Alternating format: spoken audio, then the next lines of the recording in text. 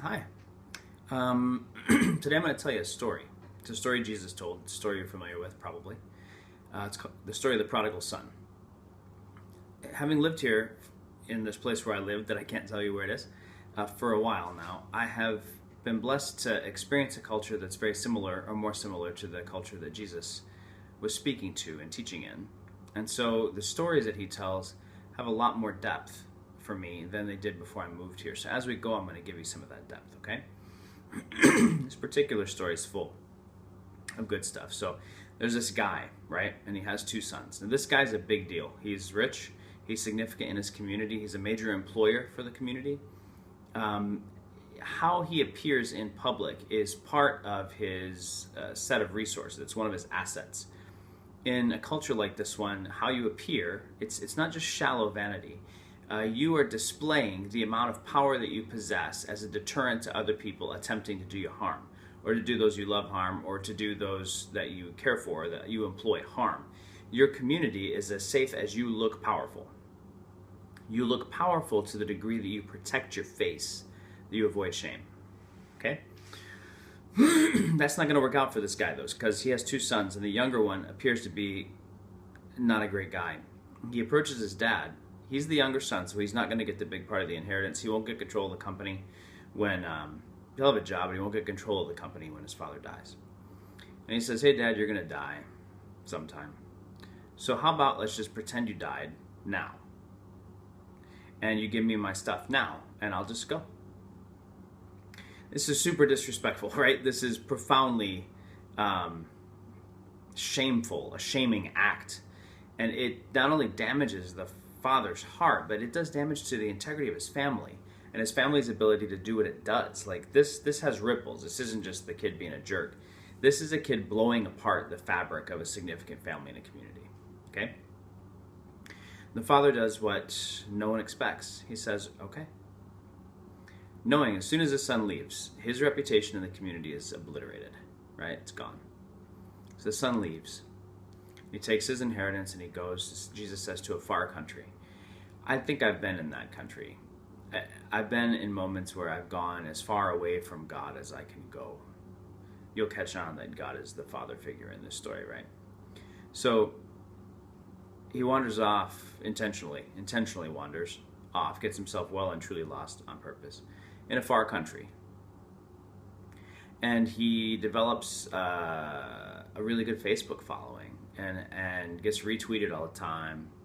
And everybody is really pleased with his social media presence. And he's invited to all the parties and he's at all the parties. And there's lots of stuff, a lot of substances and a lot of inappropriate contact with women that maybe aren't married to him.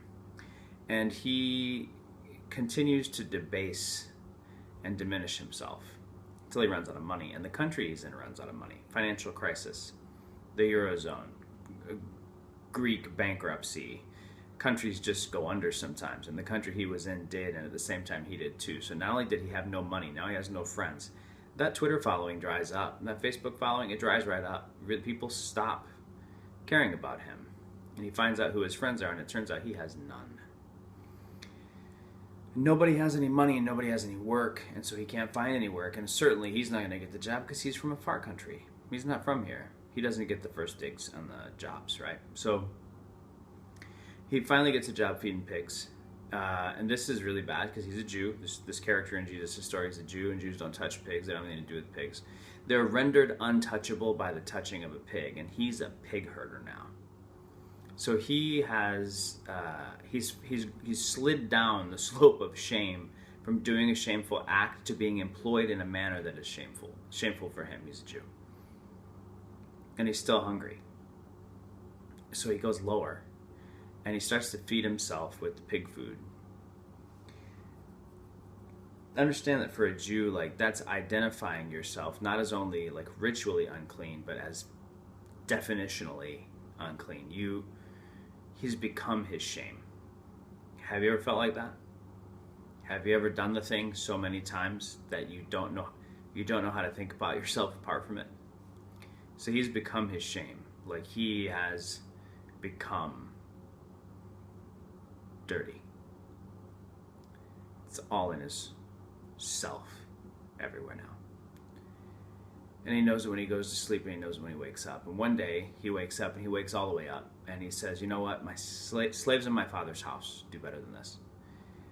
I'll go back, I'll go back, and maybe if I can get, past the town, I can get to the house. The town won't let me get there. I've drawn humiliation on the entire community I brought up. If I can get past the town, I can get to the house, and maybe I can beg. Comes up with a speech. Father, I have sinned against heaven and in front of you. No longer worthy to be called your son. Please, if you can just hire me like a slave, I could not die. So he gets on the road and he practices his speech. Father, I'm no longer worthy to be called your son. I've sinned against heaven and against you. If you could just maybe let me be a slave, that'd be great. He's practicing it all the way home.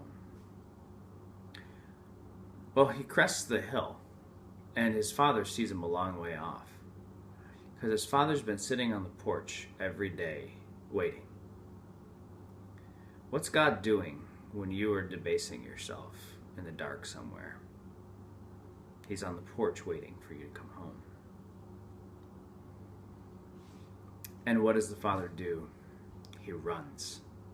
Now we read that and it's a little bit sentimental, but here, that is ridiculous. The rich don't run. The powerful don't run. That's why they have slaves. To run, even like people going to the store don't want to run. If there's a car coming, bearing down on them, they'll like kind of duck walk to get out of the road, because to run is really debasing. It's something that people with dignity don't do. So he takes his dignity, leaves it on the porch, and he runs for it. He runs for his boy. He runs for his boy. I want to pause here because I want you to understand the import of this. In the last, I don't know how many decades, there's been just a lot of writing about God's intentions for his glory, God being out for his glory. And there's a lot in the text, a lot in the Bible that talks about that, and it's true, it's all true. But I think the color of the lens that you look at that through is really important. The father takes his glory and leaves it on the porch, and he runs for his boy. Okay? The father in this story is not concerned about how he looks, or his name, or his great name, or how great his name is. He's concerned about you. He's coming to get you. He's running to find me. God is there's this very true sense in which God is not really out for his glory. He's out to get his children home. He's out to find you. And knowing that he's always out to find me makes me really want to make his name great. And I think that's the relationship. God loves us more than his name. And that makes us love his name more than we love ourselves. You see the relationship there? I find that beautiful. So he runs, and he further shames himself, completely disinterested in his own face, in his own, the way he's respected. He runs for it. And he gets to his boy, and he jerks him up in a hug and squeezes him tight, right? Filthy, stinking pig boy. And the guy says, Father, I'm no longer worthy to be... He doesn't get through his speech. Father says, yeah, that's good. Hey, bring the best robe, my robe. Get my clothes, my best suit. No, the suit that I use when I meet with Trump. Get that suit. And get the ring, the one that I use to make all the business decisions. We're going to put it on his hand, okay? We're rehiring him. So he calls a servant, start the party, get the fire up, get the fat calf, kill that one. We're going to, big party, not a little party. You're going to listen to me. Big party. Okay, bigger. Half again. That's how big. Big party. Big giant party. Call the whole town. Yeah, the town that always talks about how I can't manage my family. Call the whole town. Let them see my sons come home, right? So the young man doesn't even get the confession out. I don't know, if you're wired at all like me, here's what happens. When you commit that sin that you've committed not once, it's not the first time, it's not the 31st time, it's not the 101st time, it's not the 501st time. You feel like you gotta confess it a different way than you did last time, so maybe it'll take.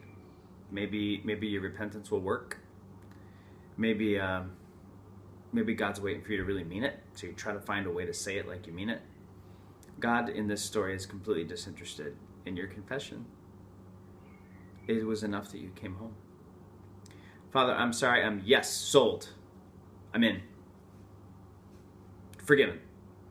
And end of conversation. We have a party to throw. Your story about your sin has grown tiresome to me. I think I'd like to start a party now.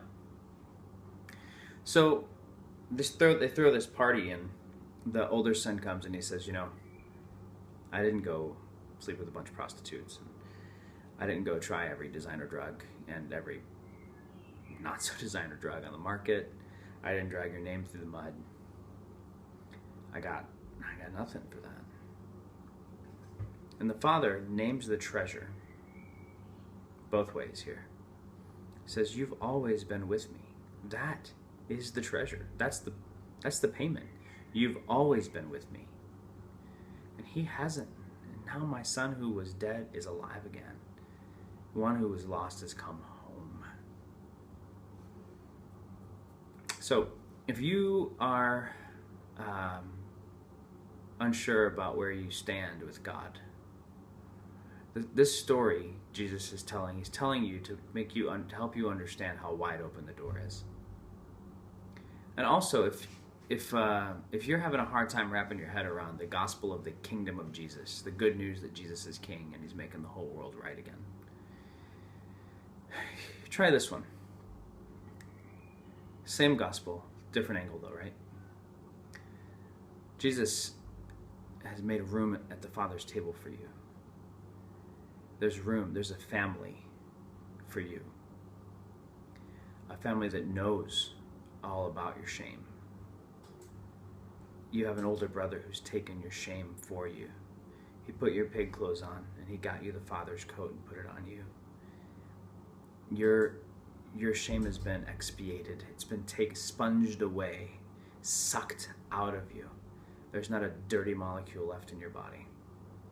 You are whole, and you're in a whole family, and you found a home. If you've come home. If you haven't come home, if you have, don't be the older brother. Race the father to the sinner. See if you can beat him there. See if you can help him come home too. Peace to you, and grace, and lots and lots and lots of joy, because the Father has made a place for us, and the Son has pulled out a chair, and you have a family.